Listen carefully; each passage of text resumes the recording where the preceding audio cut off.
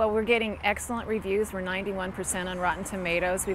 We're pinching ourselves at how wonderfully we're being accepted by critics. And, we always thought we had a good movie, but we're glad that people are embracing it as well. There was an article, review that was done by a critic from the LA Times that said that we even outdo The Revenant. The story is about an estranged father and son that go on a hunting expedition. They rarely see each other. Our father is played by Matt Bomer, and his character's name is Cal. Cal lives off the grid. He's an off-the-grid dad, living out in nature, kind of a Grizzly Adams type. His son is from Texas, played by Josh Wiggins. The character name is David.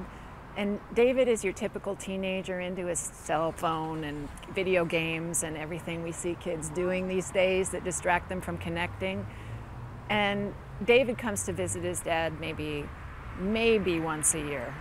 So they don't know each other, and they're desperate to know each other, but they're such different people.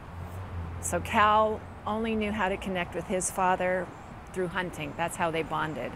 So he takes his son David on a hunting trip, and horrible things happen along the way. The stakes get very raised.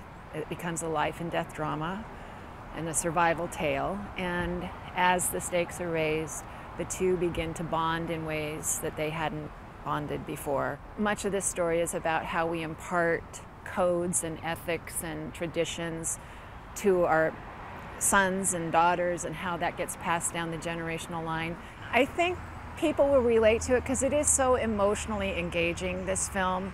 It cut me to the core when I read the script. I just was compelled to do it because we live in such an age of technology and an age of strife and division among us that this film is really about how you bridge those things. I'm from a town called Hooper. It's a town of 50 people, and when I grew up, and maybe there's 15 there now, something like that.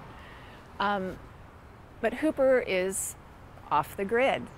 So it just felt natural to me to connect with this, and I think a lot of people in Eastern Washington will connect with it, because a lot of people don't live in cities.